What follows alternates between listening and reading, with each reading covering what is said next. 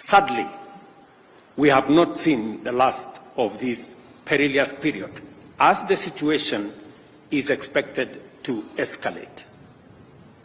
Meteorological reports paint a dire picture.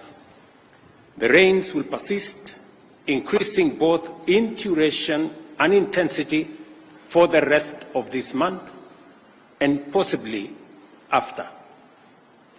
The Meteorological Department and the IGAD Climate Prediction Application Center have issued a stark warning.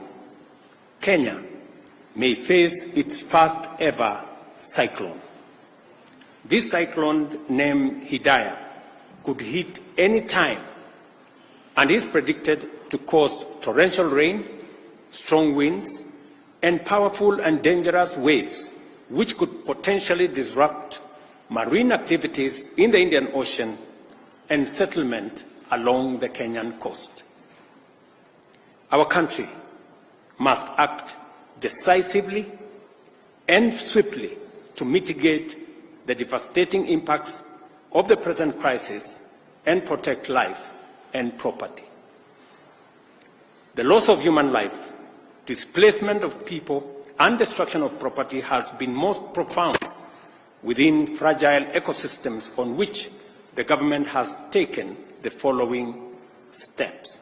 First, the government has mapped out 178 dam and water reservoirs situated within public and private lands in 33 counties, which are already full and present imminent danger to adjacent settlements and people. Members of the provincial administration, members of the national government administration officers, our security agencies are already working with communities, with county government officials on identifying the areas that citizens can be relocated to.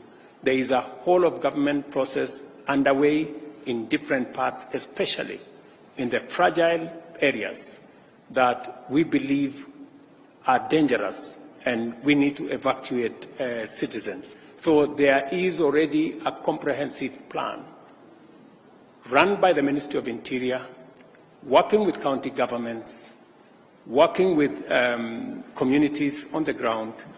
And that is why I was saying some community members have demonstrated tremendous patriotism and cooperation by being available to be evacuated, participating in the relocation exercise, and it is commendable that citizens themselves are taking charge of this process, working with members of the national government, the county government, and our security agencies.